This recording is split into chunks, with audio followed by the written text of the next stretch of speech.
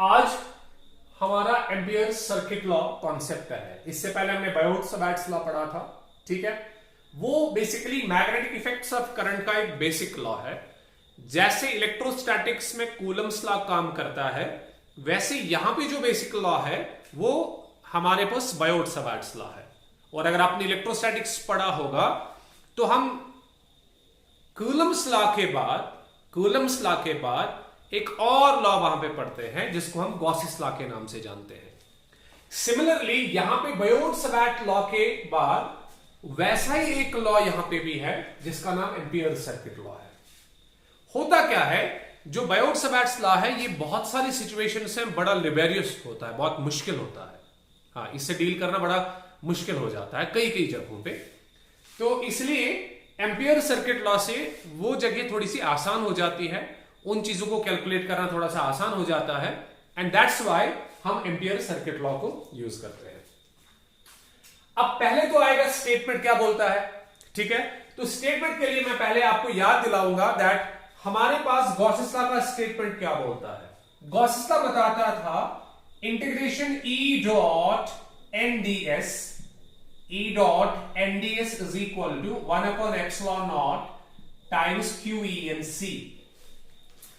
इसको कभी हम ऐसे भी लिखते हैं इंटीग्रेशन ई डॉट डीएस। अब वो एन हमें लिखना जरूरी नहीं होता क्योंकि वो अंडरस्टूड होता है कि ये एन नॉर्मल ड्रॉ किया गया है एरिया वेक्टर पे, तो आपको ये पता होगा। Is equal to 1 upon epsilon naught Q E N सी।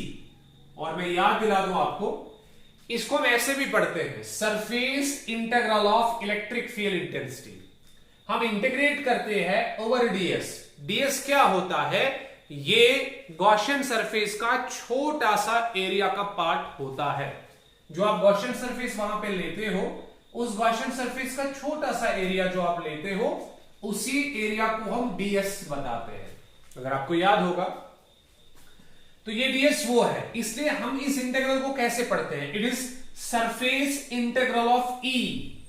आप थोड़ा सा अगर कॉन्सेंट्रेट करो, सरफेस इंटीग्रल ऑफ ई यानी कि surface integral of electric field intensity over the closed Gaussian surface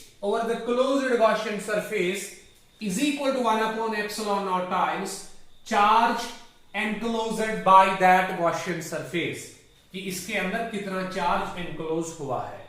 तो रीड कर रहा हूं मैं गॉसिस लॉ नहीं पढ़ा रहा, मैं आपको रिफ्रेश कर रहा हूं दैट गॉसिस लॉ का स्टेटमेंट है क्या।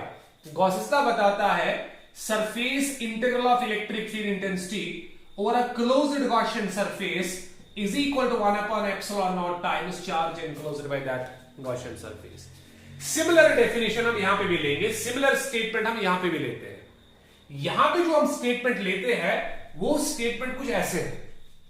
यहां का स्टेटमेंट इंटीग्रेशन वैसे ही यहां पे भी लेते हैं, लेकिन ई को बी बनाया जाता है, डॉट डीएस को डीएल बनाया जाता है, mu not 1 upon epsilon not को म्यू नॉट बनाया जाएगा, वो आप जानते हो, मल्टीप्लाइड बाय इसको बनाया जाता है IEMC, कुछ ऐसे। इसका क्या मतलब है, देखो surface integral of electric field intensity, यहां पे क्या बताएंगे, line integral of electric field intensity. क्योंकि ये डीएल जो होता है ये पार्ट ऑफ द लाइन होता है, ये लाइन का हिस्सा होता है। अगर आप एक क्लोज्ड सरफेस बनाओगे तो हमें ये नहीं चाहिए, ये हमें नहीं चाहिए, हमें ये वाला पार्ट चाहिए। गॉसिस लॉ में ये चाहिए, हमें ये सरफेस चाहिए, लेकिन यहां पे ये वाला पार्ट चाहिए हमें, वो मैं एक्सप्लेन करूंगा अभी। तो ये डीएल है, छोटी सी लेंथ है, तो ये वाली लेंथ रिप्रेजेंट करेगी। अगर मैं इसको भी कंसीडर करूं तो ये एरिया रिप्रेजेंट करेगा, लेकिन एम्पियर सर्किट लॉ में मुझे एरिया रिप्रेजेंट नहीं करना, मुझे लाइन के साथ डील करना होता है, ठीक है ना। तो ये क्या बताएगा फिर, line integral of magnetic field intensity, line integral of magnetic field intensity, surface integral of electric field intensity, line integral of magnetic field intensity over a closed Amperian loop. ये लूप है, वहां पे सरफेस थी, इसको हम loop consider कर रहे हैं, ये लूप है, ये नहीं। हम इस इस लाइन को कंसिडर कर रहे हैं और ये क्लोज्ड लूप को कंस्ट्रक्ट करेगा या फॉर्म करेगा। इसके यहां पे और यहां के स्टेटमेंट में थोड़ी फर्क है। Surface integral of electric field intensity over a closed surface, line integral of magnetic field intensity over a closed loop. और लूप क्या होती है? Loop is basically the boundary. Loop boundary होती है जिस बाउंड्री को आप कंसिडर कर रहे हो, ये नहीं, ठीक है ना।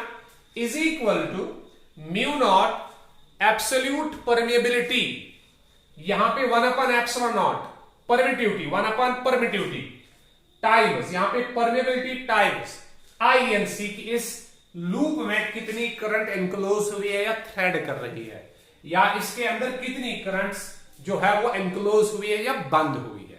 थोड़ा सा इस स्टेटमेंट को पहले हम लिखते हैं, उसके बाद में इस स्टेटमेंट को समझाता हूं। So what is the statement of Ampere circuit law? Ampere circuit law का स्टेटमेंट है क्या? सो एम्पियर सर्किट लॉ क्या बताता है? According to the statement of Ampere circuit law, according to the statement देखो क्या बताता है, statement of Ampere's circuit law. Ampere circuit law का स्टेटमेंट क्या बताता है? ये बताता है the line integral of magnetic field intensity, the line integral of magnetic field intensity, जो मैं अभी समझाने वाला हूं कि हम कैसे इसको कैलकुलेट करते हैं। The line integral of magnetic field intensity, magnetic field intensity over a closed loop. Closed loop, अगर हम क्लोज्ड लूप को कंसिडर करें, इस क्लोज्ड लूप को हम एम्पीरियन लूप भी कहते हैं। ओवर अ क्लोज्ड लूप, जिसका और एक नाम है एम्पीरियल लूप। जैसे वहां पे गॉसियन सरफेस हम यूज करते हैं, वहां यहां पे जो लूप हम यूज करते हैं उसका नाम होता है Amperian loop. So according to the statement of Ampere circuit law, the line integral of magnetic field intensity over a closed loop is equal to, किसके बराबर होती है ये? म्यू नॉट एब्सोल्यूट परमिएबिलिटी में लिखूंगा, एब्सोल्यूट परमिएबिलिटी, यानी कि mu naught absolute permeability times the current enclosed by the loop। कुछ ऐसे ही स्टेटमेंट हम लिखते हैं, ठीक है। तो लिखा कैसे जाएगा? Integration over the closed loop B dot dl, ये हमेशा म्यू नॉट टाइम्स IENC के बराबर होगा। इसको मैं प्रूव करने वाला हूं अभी, लेकिन स्टेटमेंट आप पहले समझो। Line integral of magnetic field intensity, line integral of magnetic field intensity over the closed loop is equal to absolute permeability of free space multiplied by current enclosed by that loop। तो अगर for example statement बताता है कि line integral of magnetic field intensity over a closed loop, Amperian loop, that's equal to mu naught times IENC, वो mu naught times IENC के बराबर होता है।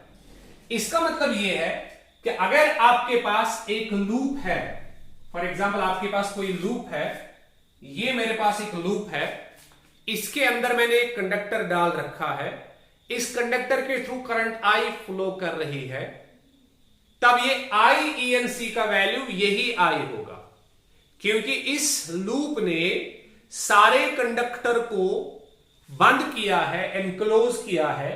इसका मतलब यह है कि इस कंडक्टर में फ्लो होने वाली करंट भी इसी के अंदर बंद हो गई है। तो इस INC की वैल्यू क्या होगी?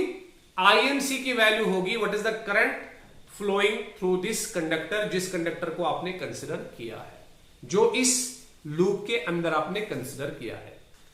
और अगर इस लूप के अंदर एक से ज्यादा कंडक्टर्स प्रेजेंट है, ये एक कंडक्टर प्रेजेंट है, अब दूसरा कंडक्टर भी प्रेजेंट है, ठीक है ना, इसमें एक करंट फ्लो हो रही है, इसमें दूसरी करंट फ्लो हो रही है, तब एम्पियर सर्किट लॉ बताएगा इंटीग्रेशन B डॉट dl जो है वो कितनी होगी? Mu naught times the net current enclosed by the loop. Net current पे क्या होगा, या तो दोनों करंट्स का एडिशन होगा या दोनों करंट्स का सब्ट्रैक्शन होगा। वो डिपेंड किस पे करेगा, वो डिपेंड करेगा on the direction of currents enclosed by the loop, जो मैं डिस्कस करने वाला हूं। तो स्टेटमेंट तो हो गया, स्टेटमेंट तो सिंपल है, इसको मैं प्रूव करने वाला हूं अभी। लेकिन पहले समझो कि हम इस लॉ को कुछ ऐसे भी लिख सकते हैं। तो अगर हमारे पास लूप है और लूप के अंदर एक ही कंडक्टर एनक्लोज किया गया है, लूप के अंदर एक ही कंडक्टर एनक्लोज्ड है, तब हम सीधे लिखेंगे integration B dot DL is equal to mu naught times उस कंडक्टर के अंदर कितनी करंट पास हो रही है। लेकिन अब हमें दिया गया दैट हमारे पास एक ही कंडक्टर नहीं है, हमारे पास फॉर एग्जांपल दो कंडक्टर्स है या तीन कंडक्टर्स, एक कंडक्टर है फॉर एग्जांपल, एक दूसरा कंडक्टर है, दोनों को सेम लूप ने एनक्लोज किया है, सेम लूप इन दोनों को एनक्लोज कर रही है, दोनों में करंट ऐसे चल रही है, इसमें I1 करंट चल रही है, इसमें I2 करंट चल रही है, ठीक है ना। हमको बताना है कि यहां पे एम्पियर सर्किट लॉ कैसे लिखा जाए।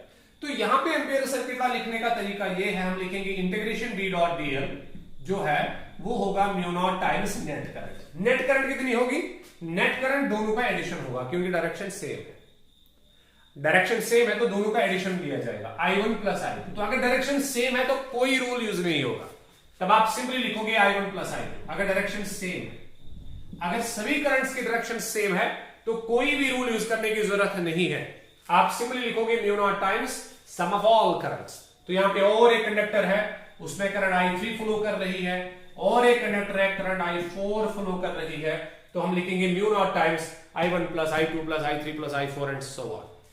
लेकिन आपके पास ऐसी सिचुएशन भी आती है जब सारी करंट्स की डायरेक्शन सेम नहीं होती, कुछ करंट्स की डायरेक्शन सेम होती है लेकिन कुछ की अपोजिट होती है, तब मामला बन जाता है दैट सर हम कौन सी करंट्स को पॉजिटिव ले ले और कौन सी करंट्स को नेगेटिव ले ले।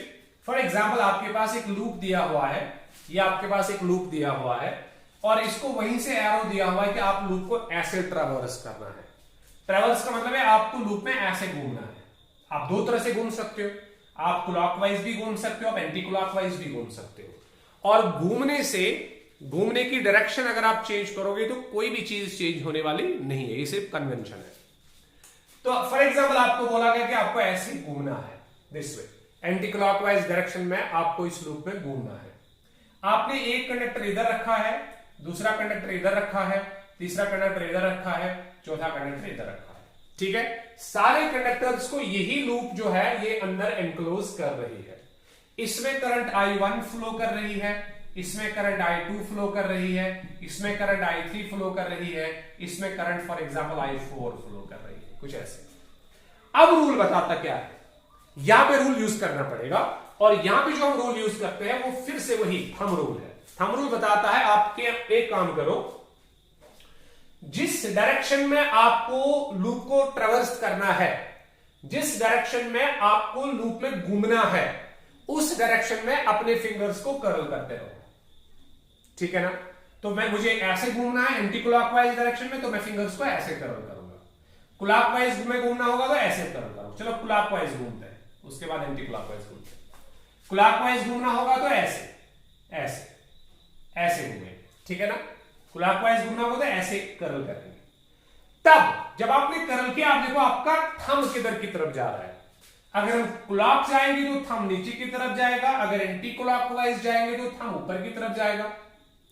तो क्लॉकवाइज जब आप चलोगे, ट्रैवर्स आपको लूप करनी है क्लॉकवाइज, दिया हुआ है उधर से कि आप इसको क्लॉकवाइज ट्रैवर्स करो। अगर दिया नहीं तो आपकी मर्जी है, आप क्लॉकवाइज चलोगे या एंटी क्लॉकवाइज चलोगे। आपने इसको क्लॉकवाइज में ट्रैवर्स किया तो आपका थंब नीचे की तरफ चला गया। जिस साइड में आपका थंब चला जाएगा वो सारी करंट्स पॉजिटिव ली जाएगी, जो करंट्स इस थंब के साथ, इस थंब की डायरेक्शन के साथ अलाइन करते हैं। मतलब हमने लूप को ऐसे ट्रैवर्स किया तो थंब नीचे की तरफ गया, ये और ये तीनों करंट्स नीचे की तरफ है, इन तीनों को पॉजिटिव लिया जाएगा, और ये वाला अपोजिट में तो इसको नेगेटिव लिया जाएगा। तो एम्पियर सर्किट लॉ कैसे लिखा जाएगा, बी डॉट डीएल की इंटीग्रेशन जो है उसको लिखा जाएगा mu naught into I4 I2 I3 I4 का एडिशन, I2, I3 और I4 पॉजिटिव और I1 नेगेटिव। ये इसका आंसर होगा। दैट B डॉट DL की वैल्यू इतनी होगी। और अगर आप इसमें कैसे चले, शाबाश, अगर आप इसमें एंटी क्लॉकवाइज डायरेक्शन में चले तब आपका थंब ऊपर की तरफ होगा, तो सिर्फ ये वाली करंट पॉजिटिव होगी, ये तीनों करंट्स नेगेटिव ले जाएगी। मतलब integration B dot DL is equal to mu naught times I1 positive होगा, I2 negative, I3 negative, I4 negative होगा। तो ये हमारे पास एम्पियर सर्किट लॉ होगा। तो मसला ये है दैट अगर आपके पास दो से ज्यादा करंट है या एक से ज्यादा करंट इनक्लोज कर रही है तब आपको नेट करंट का कॉन्सेप्ट लेना होगा। और नेट करंट का कॉन्सेप्ट आप कैसे लोगे? राइट हैंड थंब रूल से। अगर सारी करंट सेम डायरेक्शन में है तब कोई भी रूल यूज करने की जरूरत नहीं है, तब आप सारी करंट्स को ऐड करोगे, चाहे वो सारी नीचे की तरफ हो या ऊपर की तरफ हो, नो प्रॉब्लम एट ऑल, आप सीधे लिख सकते हो। लेकिन अगर करंट्स की डायरेक्शन डिफरेंट है, कोई ऊपर की तरफ है कोई नीचे की तरफ है, ठीक है ना, कोई ऊपर की तरफ है कोई नीचे की तरफ है, तब आपको ये वाला थंब रूल का कॉन्सेप्ट यूज करना पड़ेगा। अब देखो प्रूफ देखते हैं, क्या एम्पियर ने बिल्कुल सही कहा है या नहीं, उसके बाद आगे चलेंगे और डिस्कशन करेंगे इस पर। देखो बेटा, एम्पियर्स लॉ बताता है that integration B dot DL जो है वो म्यू नॉट टाइम्स INC के बराबर होना चाहिए। Integration B dot DL is equal to mu naught times IENC। अब सवाल ये पैदा होता है सर DL है क्या और ये B क्या है और ये लूप कैसे बनाएंगे। देखो बेटा हम क्या करेंगे, हम एज्यूम करेंगे दैट हमारे पास एक इनफाइनाइट लॉन्ग स्ट्रेट कंडक्टर है, ये आप जानते हो। ये मैं इधर डॉट बनाता हूं तो इसका मतलब ये है कि ये इनफाइनाइट लॉन्ग स्ट्रेट कंडक्टर है, ठीक। और इसमें करंट I चल रही है, ये करंट I इसमें फ्लो कर रही है, ठीक है बेटा, इसमें करंट I फ्लो कर रही है यहां पे। अब देखो, अब हम क्या करेंगे, हम एक लूप को कंस्ट्रक्ट करेंगे।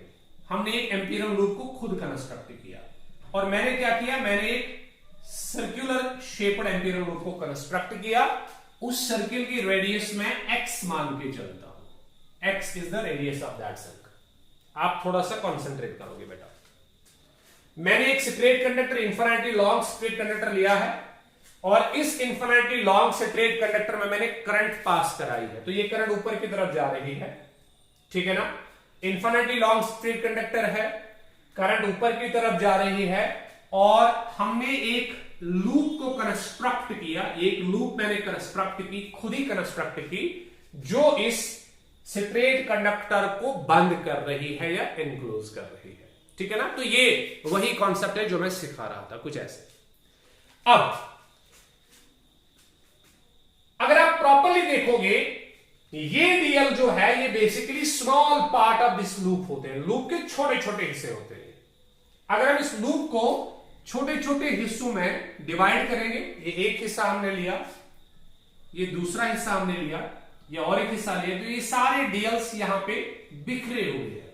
हमने इस सारी लूप को छोटे छोटे DLs में डिवाइड किया, लेकिन याद रहे ये करंट एलिमेंट नहीं है। जैसे आपने बायोट-सैवर्ट लॉ में करंट एलिमेंट्स पढ़ा था, ये करंट एलिमेंट नहीं है, डोंट बी कंफ्यूज्ड। यहां पे ये करंट एलिमेंट नहीं है, वहां पे ये करंट एलिमेंट था।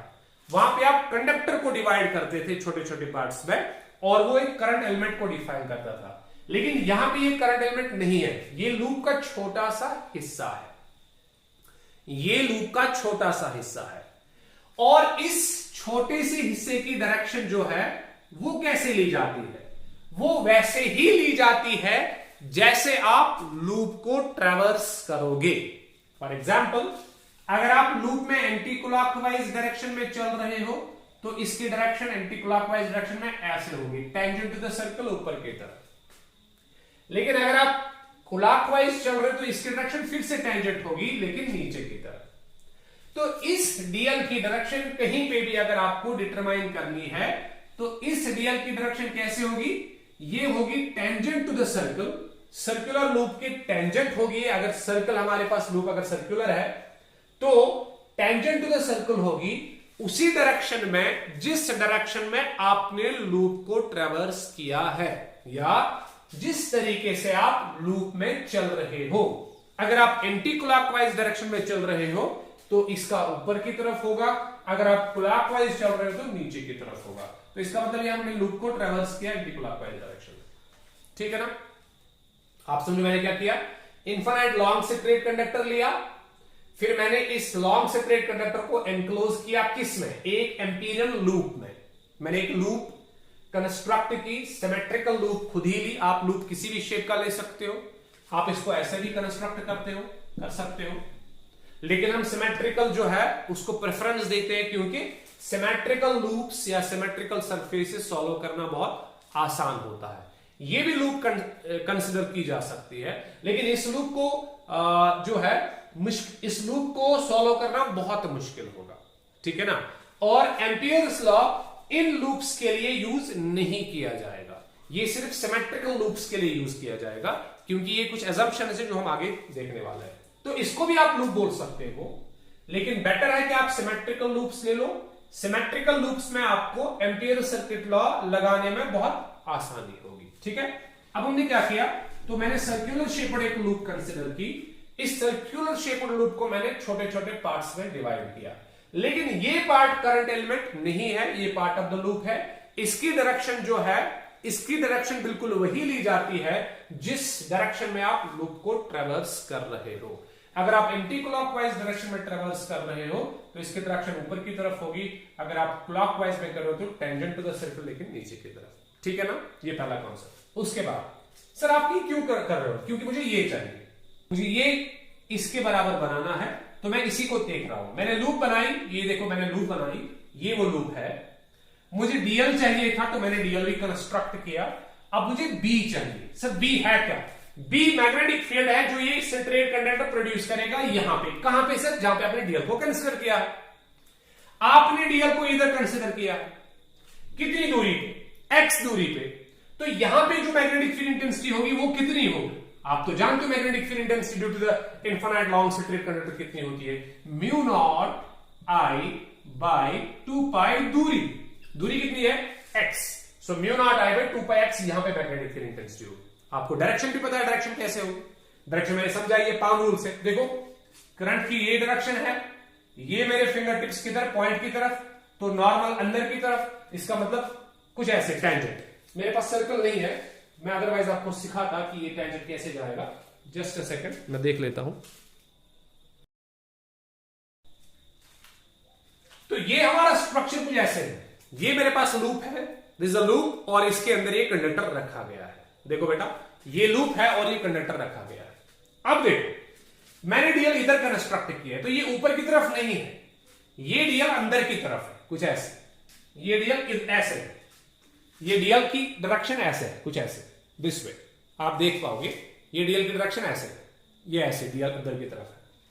अच्छा आप मुझे बताओ, जो मैग्नेटिक फील्ड इस सेपरेट कंडक्टर होगा यहां पे, जहां पे आपने डीएल को कंसीडर किया है, वो कैसे होगा। देखो करंट ऊपर की तरफ जा रही है, ये वो पॉइंट है तो अंदर की तरफ। अंदर की तरफ का मतलब क्या है, ऐसे, यानी कि बी और डीएल की डायरेक्शन सेम होगी। आप देख लो पहले, ये लूप है, ये वो कंडक्टर है इनफाइनाइटली लॉन्ग स्ट्रेट कंडक्टर, ये मैंने इस पे डीएल कंसीडर किया है, ये वो डीएल है। टेंजेंट एंटी क्लॉकवाइज में टेंजेंट ऐसे, अंदर की तरफ टेंजेंट।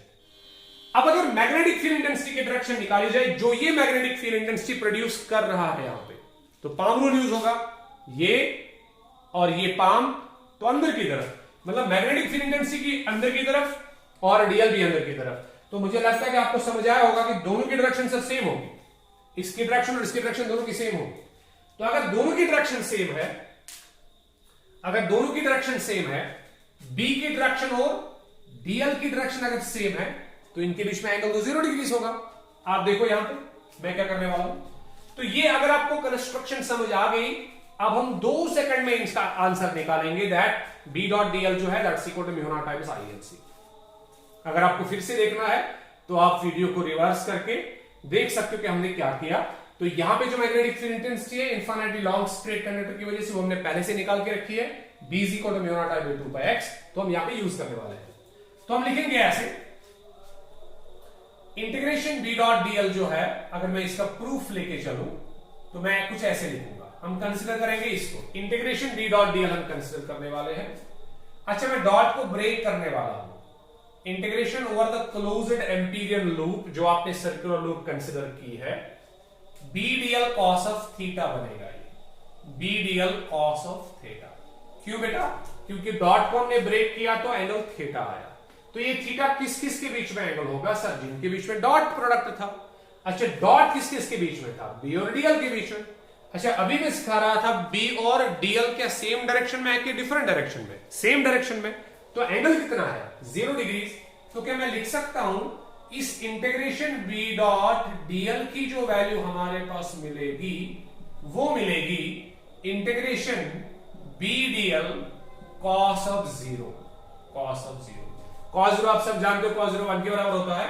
तो मैं कुछ ऐसे लेके चलता हूं इसको, implies integration B dot DL, integration B dot DL is equal to integration over closed surface DL, और मैं बी को बाहर निकालता हूं। सर बाहर क्यों निकाला? बाहर तो वो निकलते जो कांस्टेंट होते हैं। हाँ, बी भी तो कांस्टेंट होगा।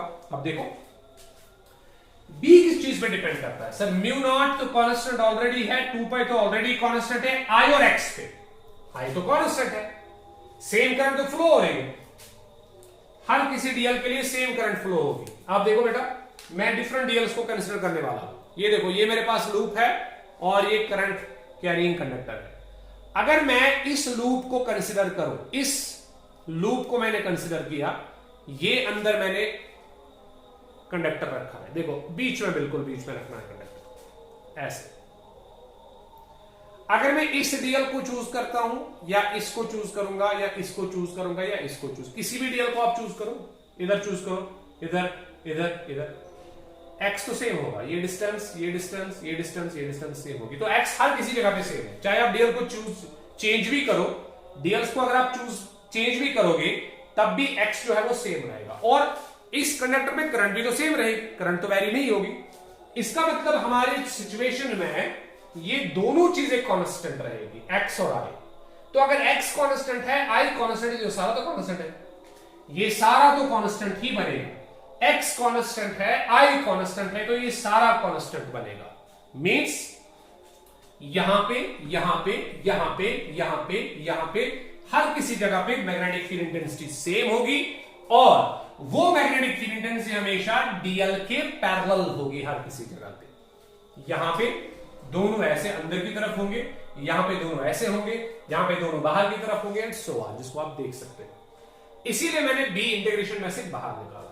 तो अगर मैं देखूं यहां पे क्या मिलेगा, integration B dot DL, B dot DL is equal क्या मिलेगा हमें? देखो बेटा, बी अपनी जगह पे है, इधर लिखता हूं मैं, इसको इधर लिखता हूं मैं, तो बी अपनी जगह पे है। Integration B dot DL can be written as B dot DL की integration over the closed loop लिखी जाएगी। बी को बाहर निकालते हैं। ये इंटीग्रेशन डीएल का क्या मतलब है?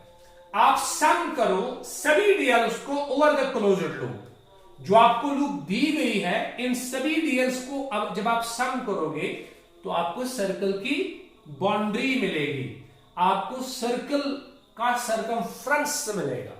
आप इस डीएल को इस डीएल को इस डीएल को सभी डीएल्स को जब आप ऐड करते हो तो आपको सर्कल की बाउंड्री मिलेगी, सर्कल की सरफेस मिलेगी, या सर्कमफ्रेंस ऑफ द सर्कल मिलेगा। और सर्कमफ्रेंस कितना होगा? 2 पाई इंटू रेडियस। और आप देख पाओगे कि रेडियस एक्स के बराबर है। ये रेडियस है, सेंटर से लेके सरफेस तक की डिस्टेंस। तो अगर आप देखोगे इंटीग्रेशन बी डॉट डीएल किसके बराबर आएगा? फिर B dot DL is equal to, B की वैल्यू तो आपको पता है, mu naught I by 2 pi x, mu naught I by 2 pi x multiplied by 2 pi x.